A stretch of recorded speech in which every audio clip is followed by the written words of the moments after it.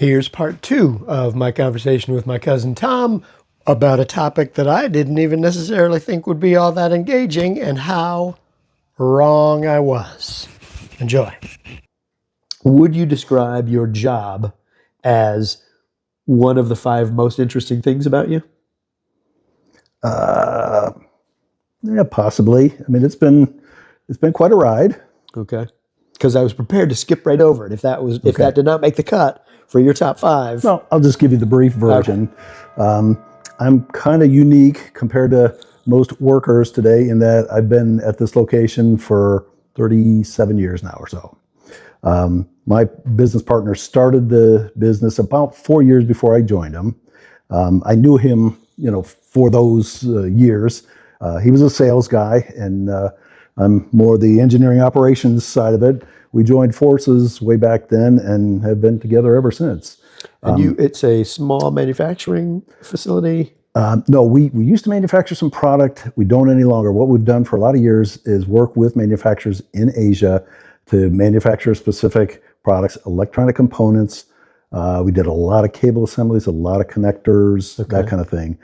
For instance, for a number of years, our biggest customer was Bose, the home stereo folks. Okay. They were doing a lot of entertainment units. They don't really do much of that anymore, like the surround sound units and that kind of thing. Yeah.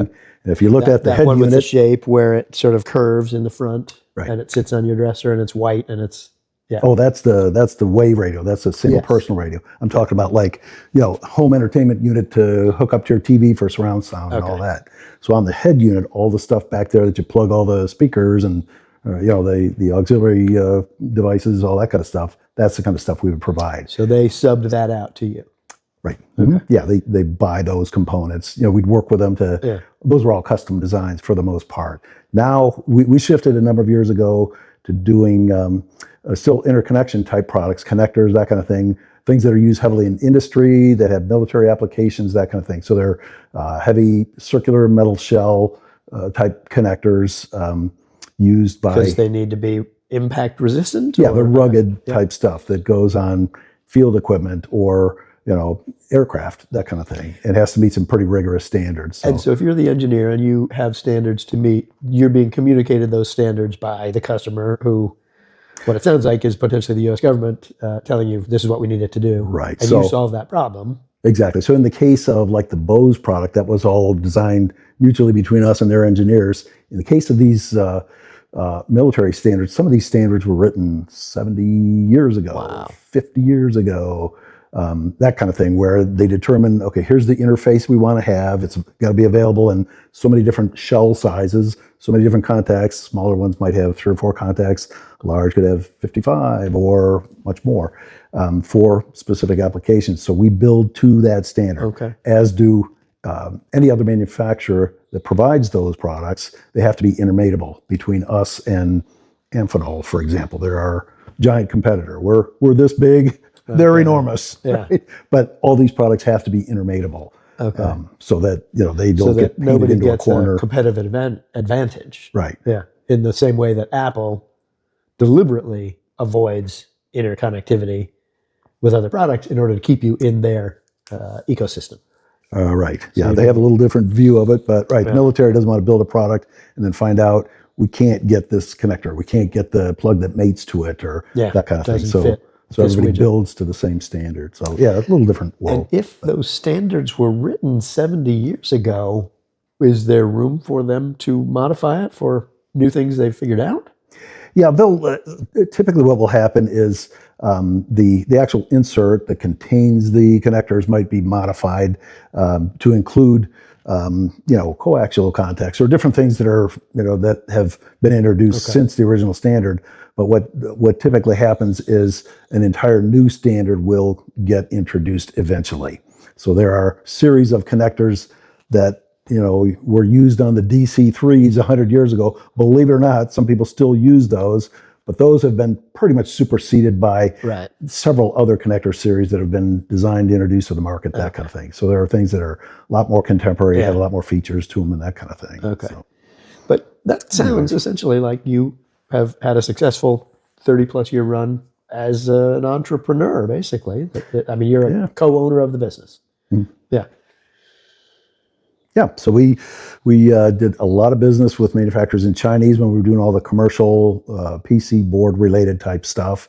Relationships that we developed that were 10, 15, 20 years old. Worked with those folks a lot of years. And then we started about not quite 20 years ago, developing a relationship with a company in Bangalore, India, Rotary Connectors, and they're now our primary partner. That's their name. Yes. They're not rotary phone. No. Okay. No, Rotary, because their circular connectors is their specialty. Okay. But So they're our primary manufacturing partner now. There had to have been a strategic reason to go looking to them, or essentially to go looking ex-China, right?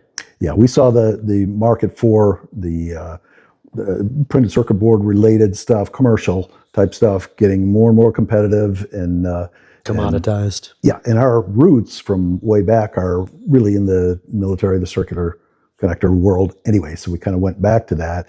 In this case, we developed a partnership with this company in India, and they do the manufacturing. The product is actually qualified through the military under our name, and then we sell it exclusively here in North America, and they sell it in India, Asia, elsewhere. But you're designing it and telling them what the specs are, and they're again, these are all built to the U.S. mil spec. Right. So those specs are already determined. But yes, there's some engineering, there's some designing that you're doing. In other words, you have made a couple trips there to that partner facility to, I assume, quality control.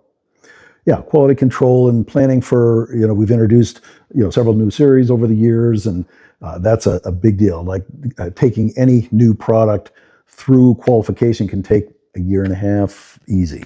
Okay. So it's a lengthy process, and there's a lot to it. So yeah. How many trips have you taken to Bangalore? Oh gosh, I don't know. Over the years, probably 15, 20 maybe, something like that. So that's every other year at least. Yeah.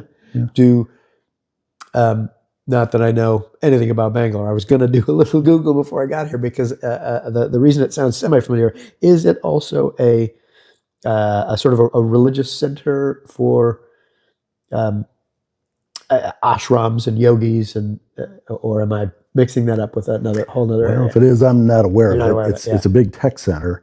It's a city that I don't know, 25, 30 years ago, it was about 300,000 or 400,000. Now it's about 13, 14 million. Wow. And it wasn't designed to be that big of a city. That's almost 40x, 35x. Yeah, it's just grown exponentially. Is that mostly just population growth, or because the jobs have drawn people in? It's some of both. There's a huge, huge tech community there. Okay. So, most of the Silicon Valley firms will have some kind of a presence there. Okay. That kind of thing. Just a lot of industrial growth. So when you go to Bangalore, do you get out and around and see things, or you're mostly work focused and don't? It's mostly work focused, but usually we end up having a day or a couple of days or whatever where we'll see some of the stuff around town. What do you see? Bangalore is not a big travel destination per se, because it's just kind of a big industrial town. Okay. But there are some other smaller communities. There's Chennai is a beautiful little city that's about a 2.5, 3 hour drive south. It was a little. India used to be made up of all these different regions that were kind of their own little kingdom prior to unification. I don't know, a couple hundred years ago, and then the British ruled for quite a while. All of that, but there's a palace down there that's phenomenal, and it's still just a beautiful little city. So there are places like that where you travel maybe 2-3 hours and see some pretty interesting things. So. Would the experience of having been there as many times as you did, how has that colored your color palette choices in your home, or how has that changed you? Has going to Bangalore? Let's see. It hasn't had any of that type of effect. I mean, I have always appreciated the richness of being able to travel. We've done a lot of trips to Taiwan, Hong Kong, Southeast China. We saw the most phenomenal run up in industrialization in Shenzhen and Guangdong, just the provinces just inside of from Hong Kong. And that's when you were manufacturing something there. Yes. Okay. And I don't think there's been anything like it on planet Earth. I mean, within a 25-year time span, it went from, those were kind of backwater towns to being these massive industrial complexes. And, there was a time there we were visiting sometimes 2-3 times a year.